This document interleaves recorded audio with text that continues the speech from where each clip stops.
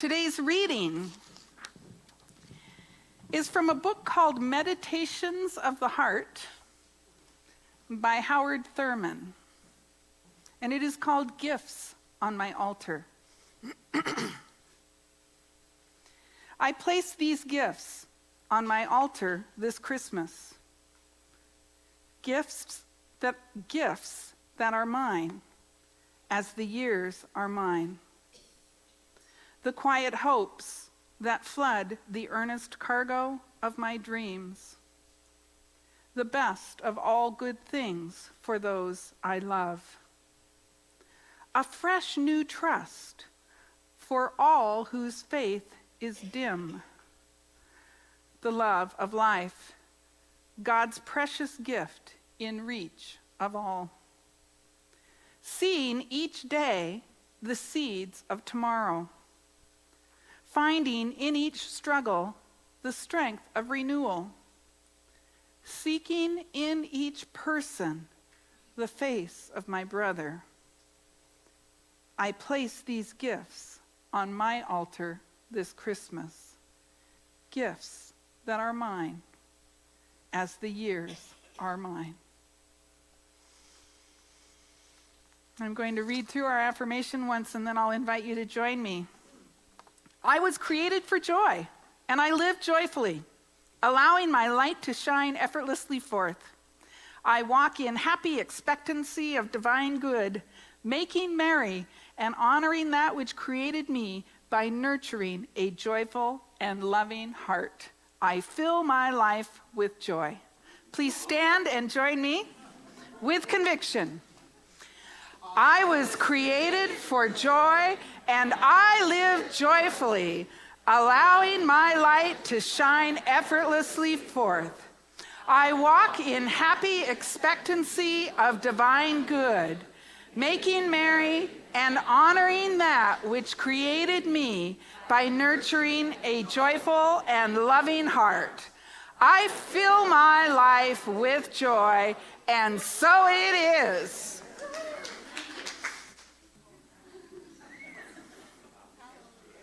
Nine days, people. All month long, we've been talking about the metaphysics of making merry. What is the metaphysical lesson behind the holiday season that we find ourselves in the midst of right now? What is it really about at the deepest kind of levels of our soul? What do these traditions mean? What are they about? And I want to put before you, by way of review, that we are here to celebrate Advent. And if you remember, the word Advent means to prepare for or to turn toward. It's a Latin word. And it means we are preparing for something. Now, I don't know about you, but I had a whole bunch of Amazon packages land on my doorstep in the last 2 days in preparation for what? See, there's this worldly celebration that we do as a family, or at least in my family.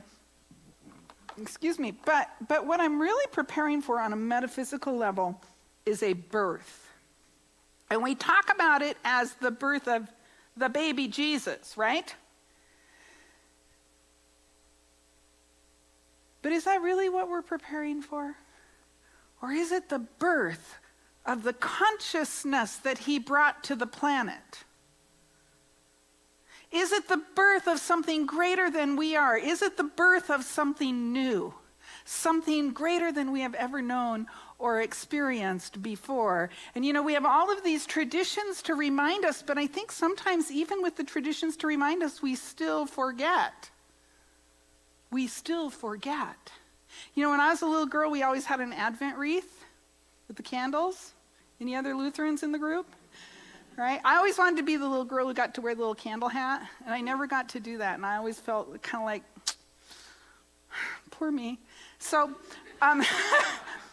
but we would light the candles, one candle for each Sunday in Advent, right? And each candle was a color, and each color represented something, and it was a ritual that was to remind us of the coming. We were preparing for the coming of something new. And it's so beautiful to me that the medium that we were using to prepare was light. We were lighting candles. We were bringing illumination and brightness into the darkest time of the year.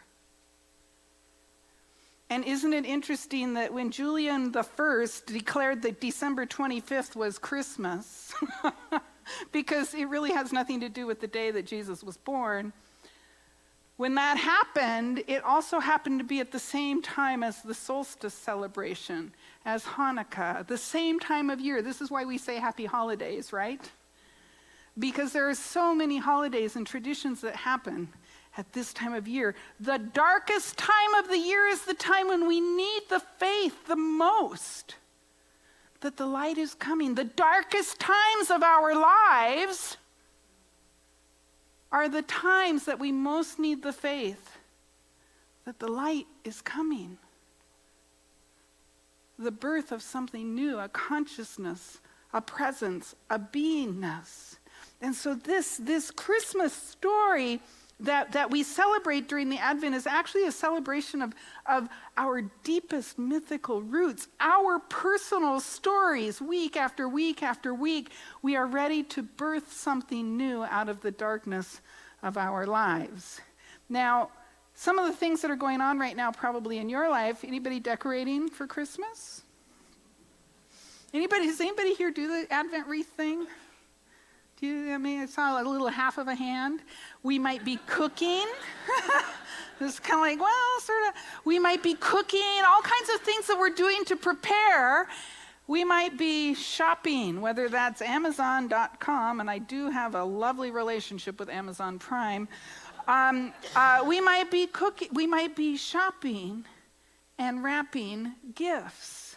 And I was with my nieces and nephews the other night, and they were pretty excited about the idea of presents. But let's take the present apart a little bit and ask ourselves, what's in that package? What is really the present about? Now, I don't know about you, but when I do my Christmas shopping, I engage in a conscious search for something that will be meaningful to the person I am thinking of. I engage in a conscious search for a gift that will bring joy and delight to their hearts. I enter into a conscious search for something that will bless someone's life, something that they will use and that they will think of me when they use it. How about you? Is that the way you like to shop? That's the way I like to shop. I especially like to shop that way on Amazon.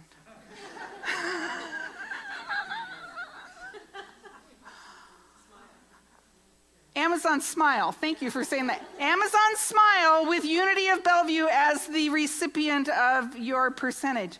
And if you don't know what I'm talking about, talk to Monica in the bookstore afterwards, and she will tell you how your Christmas shopping can bless our center with some donations from Amazon. So, what I realize about gift giving is that in so many ways it's not the gift. In so many ways, it's not the content of the package. It's the intention and the consciousness with which the gift is given, and the intention and consciousness with which the gift is received. Have you ever received a gift from somebody that you're like, oh wow, I really didn't want that? Right? But what you knew is that person loves you, and that person was thinking of you with a loving heart when they purchased or made that gift for you. And so you love it anyway, right? Because of the consciousness with which the gift was given. I got to watch this, I'm not going to go there, hang on. So the fact is, we are always giving something.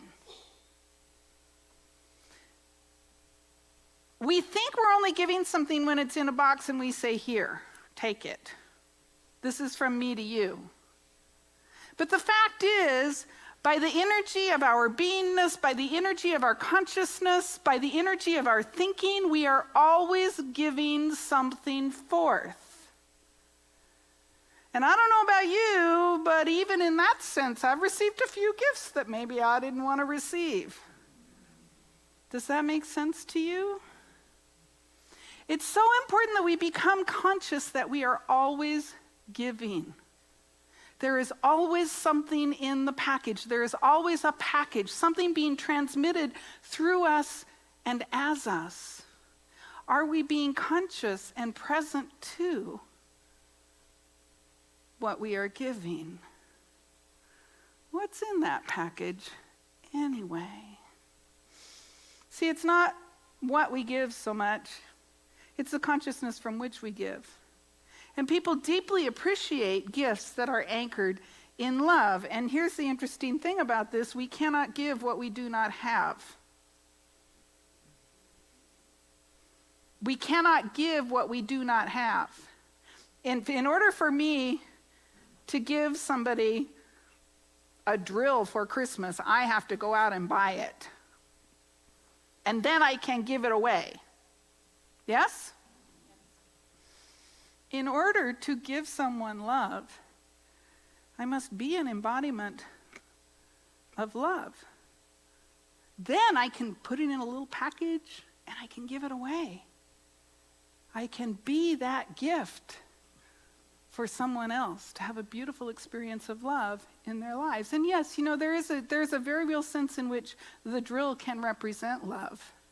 But I can also give the drill from the sense of, oh, Lordy, I got to go out and buy a drill for this person. I don't know. Do you see how I'm giving something with that gift? Does that make sense?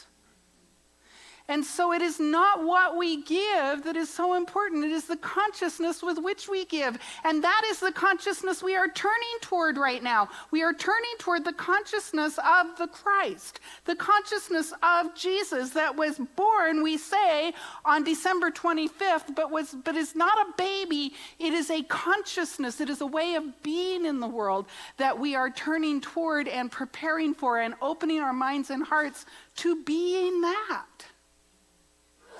And then I can be the gift. I can be a gift to the entire planet. I can be a gift to this community. I can be a gift to my family. I can be a gift to all kind of places and stuff and people. And so can you, because I'm not special. We turn toward, we prepare for the birth of something new, something greater than we are, and that something new is the consciousness of the Christ. Because, see, Jesus was not just a baby.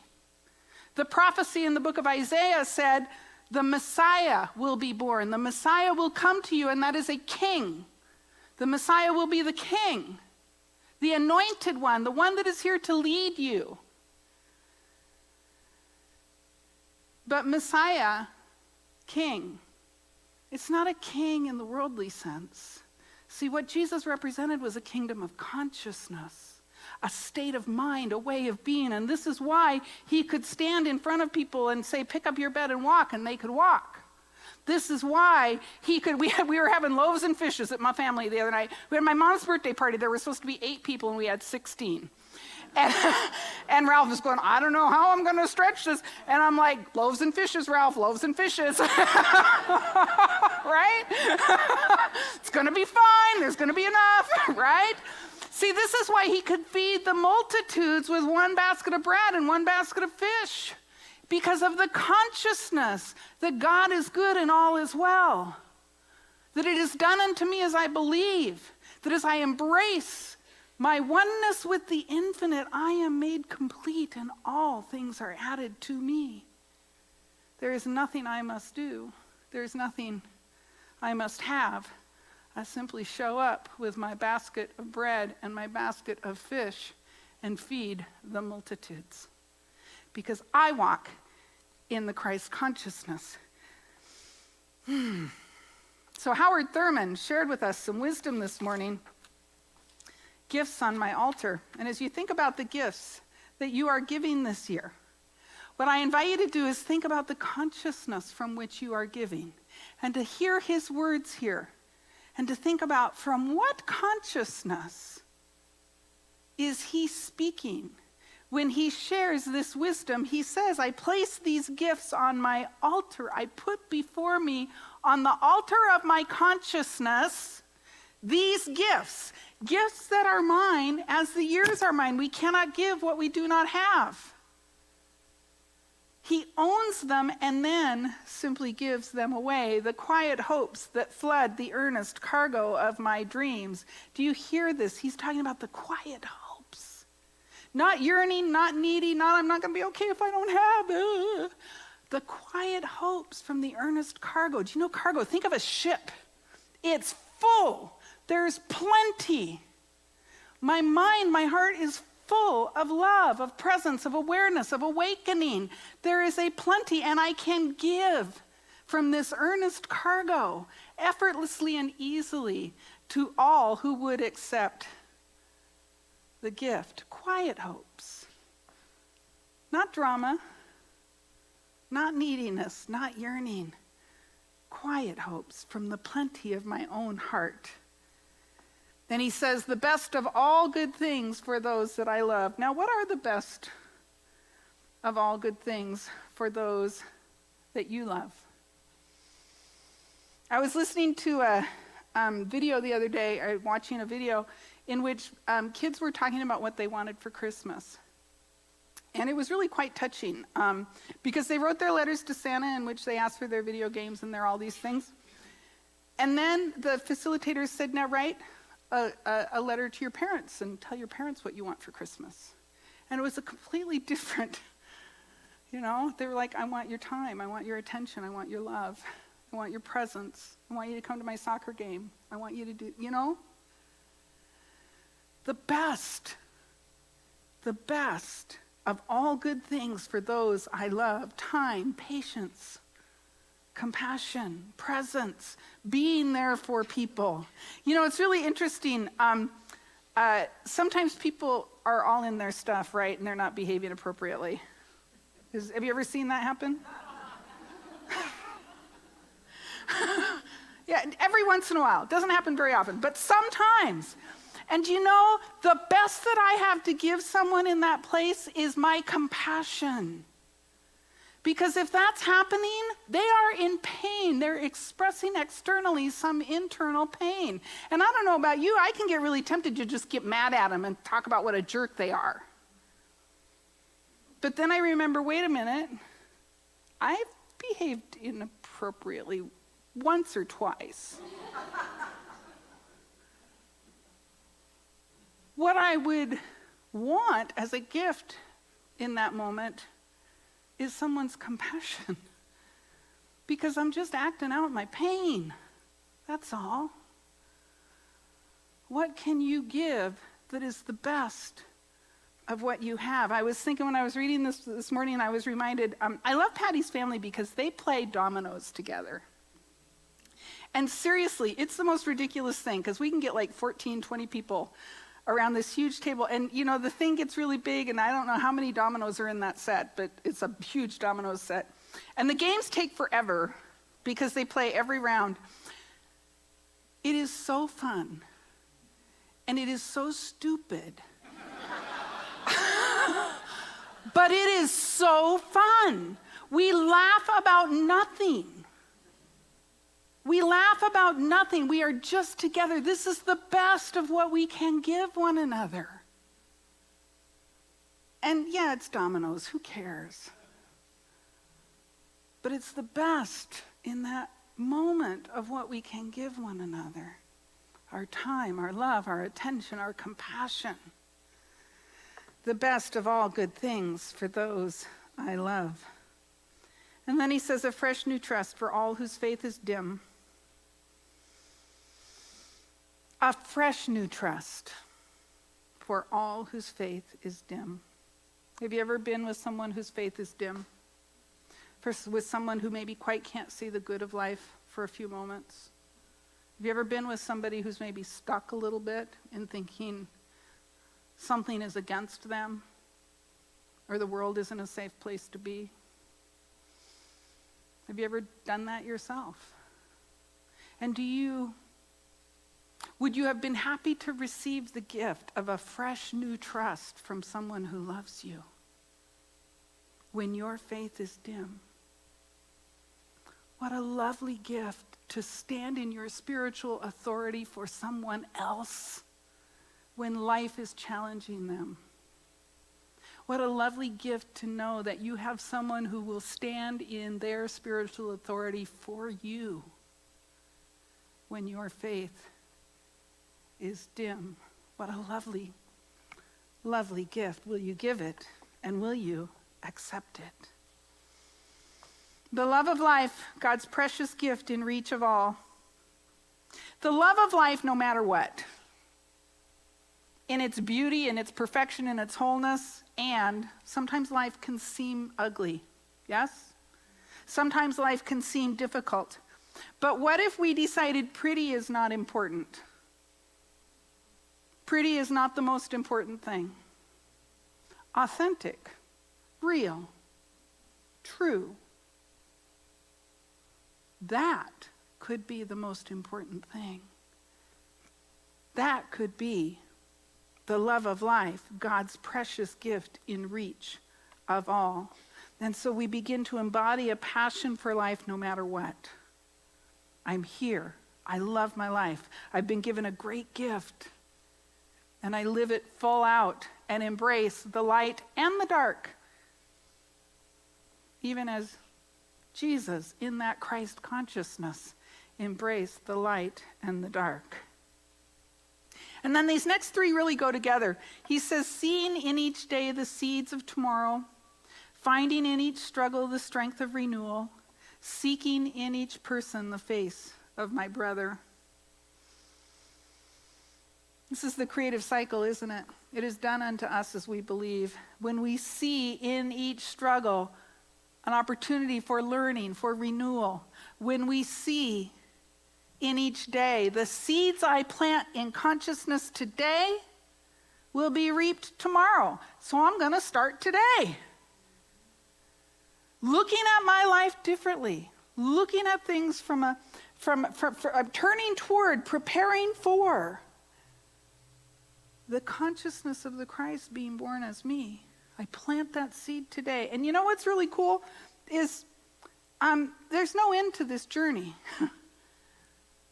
You can plant seeds, and we talked about the tomato plant analogy, right? You know, you plant a tomato seed, and in a few weeks you get some tomatoes, a few months, depending on the weather. And what do you get in every single tomato? 1 billion seeds. And so those seeds that you plant today and you grow tomorrow, and then you think, well, I planted the seeds yesterday and I didn't get what I wanted. Well, you know what? My best religious science practitioner my whole life taught me, pray for what you want, take what you get, and work on your consciousness about the difference. Pray for what you want, take what you get, and work on your consciousness about the difference. Plant the seed today, take the tomato tomorrow, and if it's not quite the tomato you wanted, know that you got 1 billion more seeds, and you plant those, and you work on your consciousness about the difference. Because all else is already added unto us. Will we receive the gift? And seeking in each person the face of my brother and my sister. Patty and I braved Costco on Saturday afternoon yesterday, 10 days before Christmas. And not only that, we wanted a big Costco because there was something we were looking for, and we went to Soto. We went knowing it was going to be an adventure, and we went with joyful hearts. And at one point, while we were there, Patty went off to get some things, and I sat in this chair to take a little rest. And while I was sitting in that chair, and the place is packed, and everybody's got their stuff, and the energy is really interesting. And I'm sitting in this chair in the furniture department. And everybody who went by, I smiled at them. And I did my best to look them straight in the eye. Not everyone looked at me. But I did my best to look them straight in the eye and say to myself, I am one with you. And then that person rolls by, and here comes another one. I am one with you. And you know what? I am one with the most interesting people.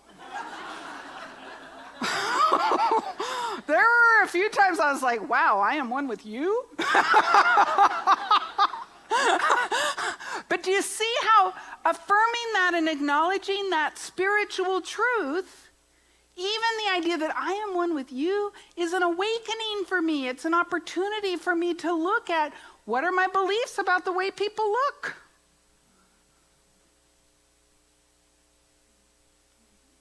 What are my prejudices and my biases about the way people look? Because I'm like, I am one with you. But you see, when I re-anchor in my spiritual authority and know the spiritual truth, I am one with you. No kidding. And guess what, you guys? I am one with all of you. And you are one with me. And you are one with all the other folks, because how many things are happening? One thing is happening. And we are happening in the midst of it, with one another, rubbing up against one another, finding in each struggle the strength of renewal, seeking in each person the face of our brothers and sisters. We are one. We are one. I place these gifts on my altar this Christmas, gifts that are mine as the years are mine. See, this is the Christ consciousness. This is the consciousness of love. This is what we are preparing for the birth of. And by preparing, I mean open your hearts to the spiritual truth of it. Be willing to be the Christ presence of love. Be willing to stand firm in your spiritual authority and know the truth about who you are and what you are. Be available to that Christ mind and allow it to be born in you. That's it. And if it helps you to light some candles, if it helps you to engage in the rituals of this holiday season, to remember the spiritual truth, if you want to be the little girl in the candle hat, you could be the little girl in the candle hat by embracing the consciousness of love, by being all that God would have you be, by allowing that Christ consciousness to be born in you. So shall we turn within? Mine as the years are mine, the gifts have already been given. And as we turn within, we take the sacred breath together and we recognize there is only one life. That life is God's life. That life is my life now. I cannot be separate from God the good, God the infinite, God the light. For I am already at one with all there is, and I take this opportunity right now to lay on the altar of my consciousness the spiritual truth. I am one with the infinite. And so simply allow yourself to resonate with this idea, embody this sacred and holy idea, so that it becomes yours even as the years are yours. Own it, recognize it, surrender to it, allow it to fill your body. Every cell is alive with the consciousness of your oneness with all things. You are vibrating with the consciousness of the Christ one, the living one, the power, the presence, the love of Jesus the man and Christ the consciousness.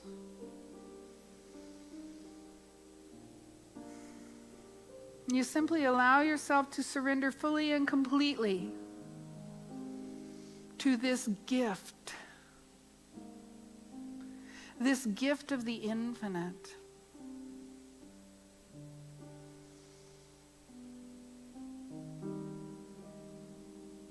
And know that as you embody this gift more and more fully, you lay the gifts on the altar before you for others. You show up shining as the light you are, shining as the Christ consciousness, the Christ mind that you are, and all are blessed by the gift you give. The gifts of love, the gifts of presence, the physical gifts, everything you are is a blessing to those around you, indeed a blessing to Mother Earth. And so I do give thanks. I do give thanks for our awakening, our burgeoning awareness of who and whose we are. I give thanks for the birth of something new and our willingness to be the recipients of this gift. I simply call it good and allow it to unfold, knowing that we are deeply and richly blessed by the power, the presence, the love of the infinite. So breathing deeply, fully, and completely, I simply allow it to be. And so it is. Amen.